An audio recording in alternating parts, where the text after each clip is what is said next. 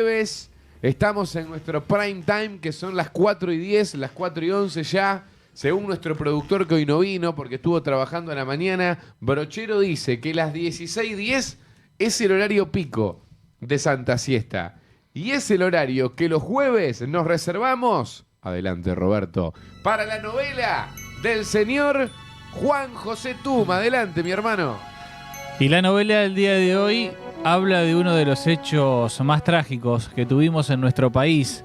Nos lleva el 31 de agosto del año 1999 y vamos a hablar en este jueves de lo que fue la tragedia del vuelo del APA, ocurrido en la ciudad de Buenos Aires, este avión que nunca logró tomar vuelo y que fue la peor tragedia aeronáutica de nuestro país.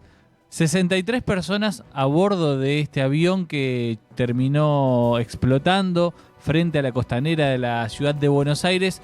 Costó la vida de estas 63 personas que estaban a bordo, pero además en el trayecto que hizo el avión desde la pista de aterrizajes de Aeroparque hasta llegar a lo que fue su explosión final, en el camino también atropelló a un vehículo que se encontraba en el lugar y que también provocó la muerte de 2 personas, y es por eso que hablamos de 65 personas que murieron a consecuencia de esta tragedia.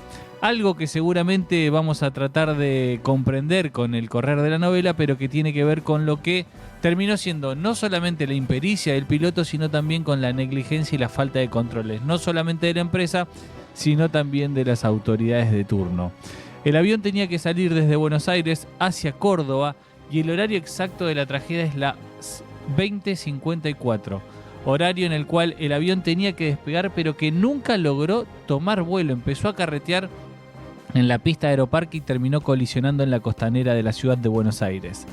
Como todos saben, cada avión tiene una caja negra que luego se utiliza para las pericias y que en este caso les traje para compartir. Es un audio que tiene una dificultad para escucharse, pero que en ese momento tendría que haber llamado la atención de los pilotos que estaban llevando adelante el intento de despegue. Y atentos a las alarmas que se encienden. Este es el audio original de la caja negra del avión del APA. Este avión que no logró tomar vuelo y que terminó costando la vida de 65 personas. ¿Aceptaste ya? Vamos. Tripulación de cabina, ocupar sus puestos para el despegue. Despegamos 1-2. Despegamos. Correcta, derecha del piso. Bueno.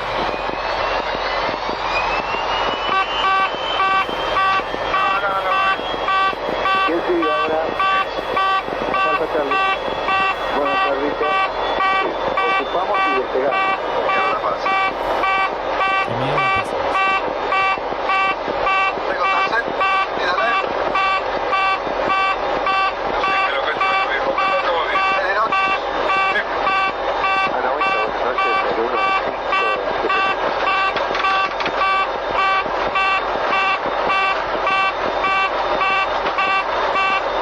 Se escuchaba lo que era el audio en el avión que no termina de despegar. Estas alarmas estaban escuchándose en ese permanentemente momento.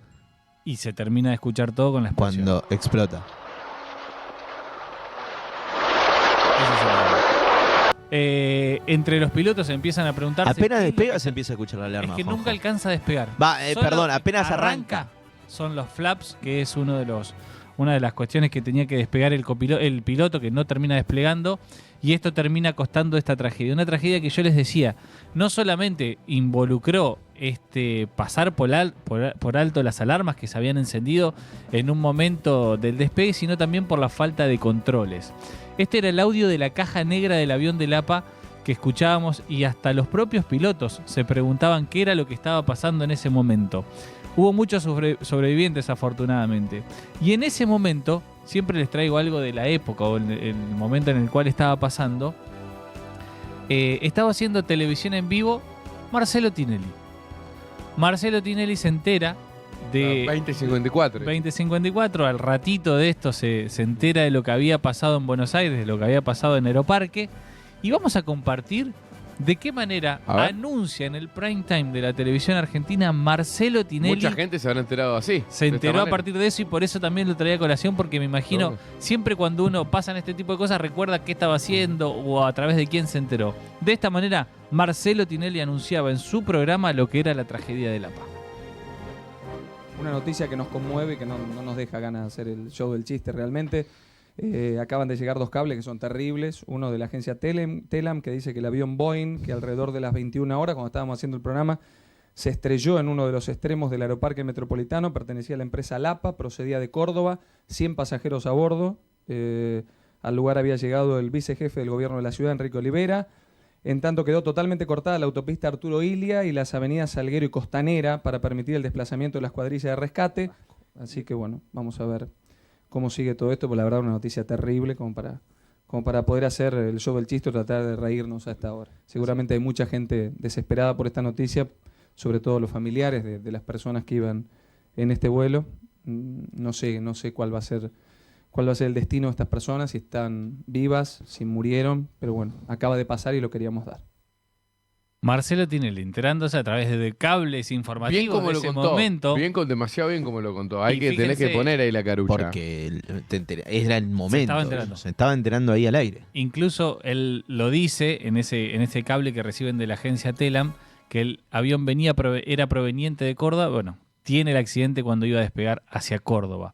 Volvemos a lo que es la zona de Aeroparque. Dejamos la televisión, el anuncio de lo que fue esta tragedia para meternos de lleno ya en lo que era ese momento y de qué manera estaba trabajando la prefectura, porque más allá de la explosión y más allá de la cantidad de víctimas fatales que tuvo, 65 personas murieron a consecuencia de la tragedia de Lapa.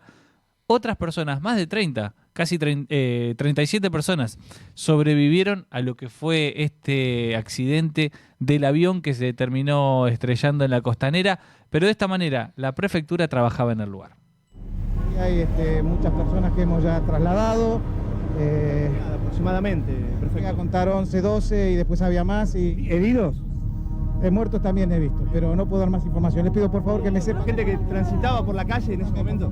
Por seguridad de ustedes. Esto era el primer momento. Los medios de comunicación se acercaron, podían tener este testimonio de la gente de prefectura, pero fíjense... Muy inconcluso, qué Muy desesperación. inconcluso, estamos viendo qué está pasando. Ya había alguna noticia respecto de qué había pasado. Yo les contaba al principio esto de que el avión atravesó la costanera y que se ve, creo que en una de las imágenes, yo a veces no alcanzo a ver el video, más allá del trabajo que hago previo, se ve uno de los autos que atropella el avión. En el proceso creo que era un Fiat Espacio blanco que queda Un totalmente... 147. Un 147 queda totalmente destruido y pierden la vida 2 personas también. Cuando hablamos también de este tipo de tragedias, también es importante marcar que hay algunas historias que continúan. Y hablamos de los sobrevivientes de la tragedia de Lapa. Y en ese momento, más allá de que estamos hablando ya desde hace algunos años atrás, los medios ya obviamente trabajando en vivo en el lugar, vamos a compartir con ustedes ahora el testimonio de 2 sobrevivientes que estaban ahí, se acababan de bajar del avión. ¿Y quién llega para entrevistarlos? La gente de Crónica. Es un momento bastante emotivo, pero también me parecía importante poder compartirlo con ustedes. Así hablaban los sobrevivientes, 2 personas que se acababan de salvar de lo que había sido la tragedia. Yo lo veo a él que atina a querer sacarse el cinto, yo no me podía sacar el cinto. ¿Él lo ayuda? No, él estaba también peleando con el cinto, el rojo. Estaba peleando con el cinto, pero estuvimos ¿cuánto para sacarnos el cinto? Mucho. Un minuto. Un sistema malísimo el cinto. Un minuto y pico, un minuto y medio. Hasta que nos pudimos sacar el cinto. Cuando me saco el cinto, ya había fuego, cada vez más fuego, humo, fuego. Yo lo veo a él que él corre para atrás, lo sigo. La gente se caía entre los asientos, miro para atrás, había gente prendida a fuego. Yo ya no daba más porque no podía respirar, me asfixiaba. Llegué hasta la puerta, me tiré por la manga y corrí hasta acá. Acá estoy. Aparte de ustedes, ¿hubo otros sobrevivientes? Dicen que 10 o 15 bajaron. Yo me llevé gente por delante en el camino, pero la mayoría se prendió fuego. Se abrió una sola puerta, se abrió la de atrás, la de adelante no. La gente de la mitad para adelante no pudo salir. Las condiciones en las cuales se encontraba el avión, todas las pericias marcaron que eran impropias para poder viajar. Y también por eso se termina dando lo que termina sucediendo con el avión, porque no estaba en condiciones, porque nadie hizo caso a las alarmas que se encendían, más allá de lo sonoro de ese momento, las alarmas previas. Todos hablan de que el APA funcionaba de manera defectuosa, que los aviones tenían problemas. Con irregularidades. Irregularidades. Esto también es cuando nosotros marcamos la necesidad del control del Estado frente a este tipo de cosas, porque es quien garantiza también que este tipo de situaciones no pasen. No había controles en ese momento, la empresa hacía caso omisos o trataba de reducir costos para poder volar a menor costo y que no se tengan que reparar algunas cosas, y termina costando lo que costó. Más de 65 personas perdieron la vida. Y a quien vamos a escuchar a continuación en el video que sigue es a Andrés Deutsch, que era el presidente del APA. Paradójicamente, muchos años después, Andy o Andrés Deutsch muere en un vuelo también, el piloto, y por una mala maniobra termina perdiendo la vida en un vuelo. Pero vamos a escuchar qué decía el presidente del APA en el momento en el cual, en los días posteriores a lo que había sido la tragedia de este avión. A mí como piloto lo único que se me ocurre es que puede haber habido una ingestión simultánea de ambos motores, que una bandada de pájaros o algo así se le haya cruzado para cualquier parte. Es decir, que usted niega terminantemente que haya habido algún... De a uno. Yo no niego terminantemente nada. Nosotros estos aviones los estamos reemplazando con aviones nuevos. Lo estamos reemplazando con aviones nuevos y además dice, puede haber sido una bandada de pájaros. Una bandada de pájaros. Cuando escuchamos la cantidad de alarmas que se encendieron y la cantidad de pedidos de informe, la cantidad de denuncias previas que había tenido la empresa.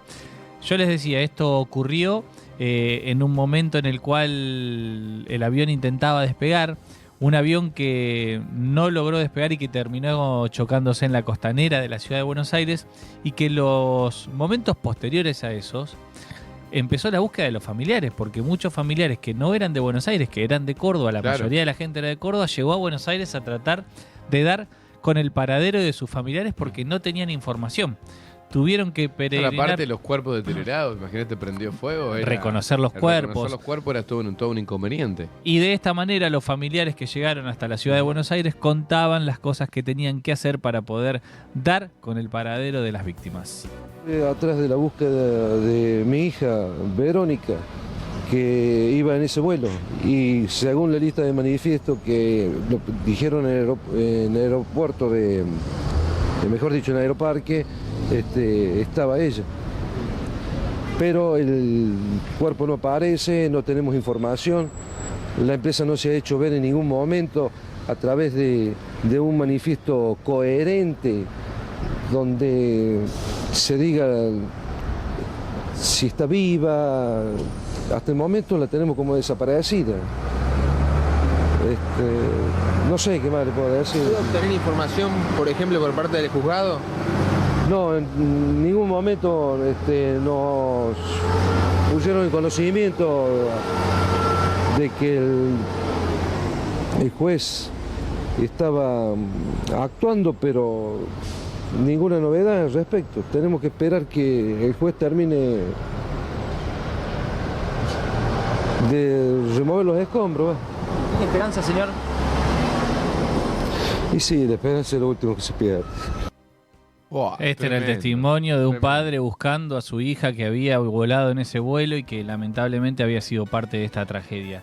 Siempre traemos algo de la política también de aquel entonces, y muchas veces vemos que los que estaban en aquel momento siguen estando, y que a veces el tiempo termina poniendo a cada uno en su lugar, pero también marca que se hacían cosas mal en su momento, se terminan de hacer cosas mal en la actualidad también. Siempre digo, cuando la política necesita ser transformadora es también en este tipo de casos, en los controles, en garantizar que podamos volar tranquilos, que no haya este tipo de situaciones. Quien después ocupó un cargo a nivel nacional, pero que en ese momento era diputada nacional, es Alicia Castro. La tienen todos. Alicia Castro en ese momento era diputada de la Alianza y decía lo siguiente respecto de los controles que no se hacían en ese momento. Bueno, esto es, hay que mejorar las tomas de decisiones de las empresas, hay que controlar a las empresas que están en una guerra de tarifas desatada y que no compiten por quién da mejores servicios o más seguridad, sino que compiten exclusivamente en base a la rebaja de tarifas, y esto afecta a costos que terminan afectando el mantenimiento. Y por otro lado, la política de transportes hoy ausente debe tener una política de seguridad aerocomercial que organice la Secretaría de Transporte, que hoy no está haciendo. Los concesionarios de los aeropuertos deben pagar el dinero que tiene que estar destinado a la seguridad. El organismo regulador tiene que controlar que este dinero llegue efectivamente a la seguridad en lugar de hacer los negocios que favorecen al concesionario privado. En pocas palabras, que el Estado cumpla el rol que tiene que cumplir. Controlar y garantizar que este tipo de cosas no pasen. Por eso cuando siempre se habla de que el Estado no tiene que cumplir ningún rol, que se tiene que correr, tiene que dejar lugar al privado, es donde siempre digo, atentos a las cosas que pedimos. Claro. En ese momento, De la Rúa todavía no era presidente, pero era jefe de gobierno porteño. Muy cortito. Un De la Rúa que llega al lugar de la tragedia y dice lo siguiente. Una enorme tragedia. El doctor Olivera me ha informado algunas de las características. No está precisado si el avión aterrizó y no pudo detenerse en el aterrizaje o fue un despegue abortado. Cortito, y era lo que pudo decir llegando al lugar un Fernando de la Rúa que muy poco tiempo después se convertiría en presidente de todos los argentinos. Ya sabemos cómo terminó todo. Sí. Absoluciones familiares es lo que viene a continuación, porque la causa se llevó adelante, no hubo personas condenadas, o todas las condenas que hubo solamente fueron 2 y fueron condenas leves. Los familiares pedían que los directivos del APA sean condenados por haber hecho caso omiso a todo lo que venimos repasando a lo largo de la novela. La causa terminó prescribiendo porque los tiempos se fueron dilatando y finalmente las cosas quedaron absolutamente en la nada. Eso preguntaba Lalo acá. Juanjo, ¿en qué quedó todo lo del APA? ¿Juicios? Fueron a juicio, hubo 8 imputados. De los 8 imputados solamente 2 personas fueron condenadas, pero por un delito muy, muy leve, por lo cual no fueron a la cárcel, y los otros fueron absueltos porque la causa prescribió y no se pudo avanzar en absolutamente nada. Me da mucha bronca, Juanjo, este caso como el edificio de Calle Salta en Rosario. Fíjate cómo terminan ya en el repaso de todas estas novelas que haces, cuando llegamos a este momento de bueno, che, ¿quién quedó preso por todas estas muertes?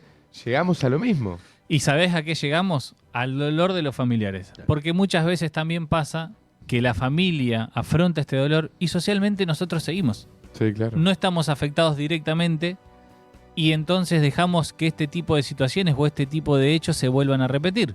Cuando nosotros marcamos que esto se pudo haber evitado si había controles, si había una cuestión vinculada a que las cosas funcionen como tenga que funcionar, tal vez esto no hubiese ocurrido.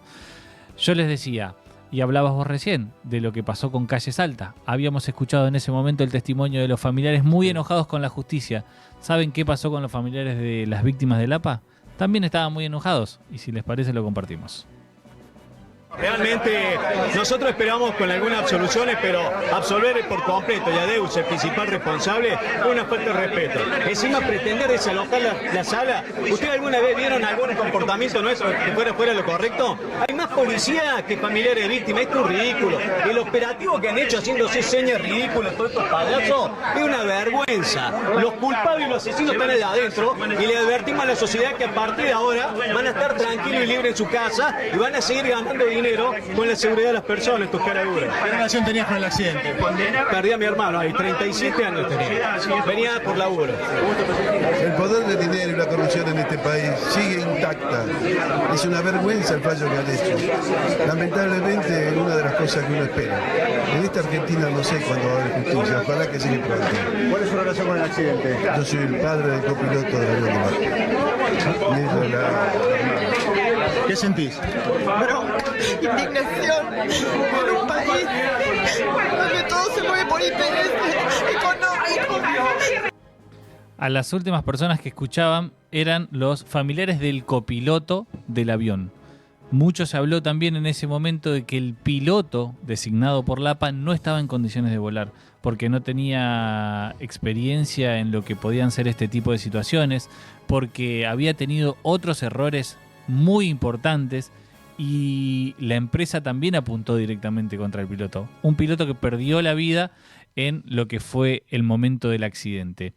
Empezamos a cerrar la novela del día de hoy y nos queda el último video de alguien que trabajó en Lapa que renunció 2 meses antes y que es una palabra autorizada y que no podía faltar en la novela de hoy, muchos de ustedes seguramente lo conozcan, es Enrique Piñeiro, piloto, cineasta, incluso hizo una película respecto de lo que ocurrió con esta tragedia, y esto decía cuando se conocía el fallo del APA, haciendo alusión al trabajo y los informes que él había presentado habiendo sido piloto del APA. Decía textualmente: informo a usted que de continuar con su actual política en la jefatura de pilotos y el alarmante estado de mantenimiento de los aviones, un accidente protagonizado por un avión del APA es la consecuencia no solo previsible, sino prácticamente inevitable.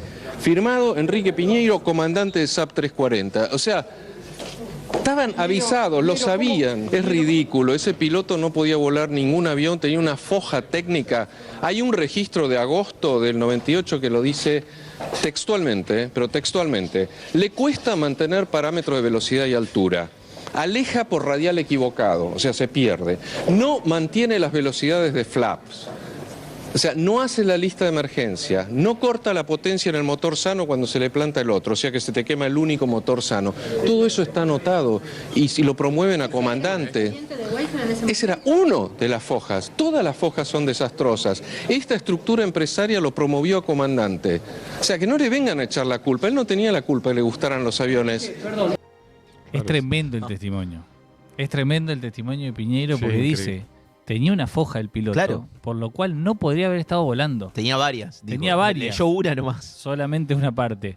Y responsabiliza claramente a la empresa de haberlo puesto donde lo puso. Que le dio un cargo. Que le termina dando un cargo y que termina volando. Lamentablemente hoy tenemos que hablar de 65 personas que perdieron la vida, 37 sobrevivieron. El destino también hizo que estas 2 personas que cruzaban con su auto por el lugar hayan perdido la vida. Esto también es increíble. Pero la tragedia del APA nos recuerda esto, que trae también a colación lo que siempre decimos, la necesidad de los controles, la necesidad de la intervención, de cuestiones que tienen que ver con la seguridad de todos nosotros. Y también este tipo de novelas nos ayudan a pensar y repensarnos en un pedido colectivo, de que estas cosas no queden impunes. Pero no solamente que no queden impunes, sino algo mucho más importante, y es que no se repitan. No dejemos que este tipo de situaciones se repitan, porque muchas veces está también en nuestras manos cuando queremos avanzar como sociedad. Pedir que este tipo de cosas no se repitan depende de cada uno de nosotros, también cuando no somos indiferentes a este tipo de tragedias. Habíamos hablado de Calle Salta, me pareció que la tragedia del APA podía tener su capítulo en la novela de Santa Siesta, y es por eso que recordamos, lamentamos claramente la muerte de estas 65 personas y esperemos que un hecho así no vuelva a ocurrir. La novela del señor Juan José Tuma a través del aire de Santa Fe. Ya venimos. Amarás a las siestas sobre todas las cosas. Hasta las 17, Santa Siesta.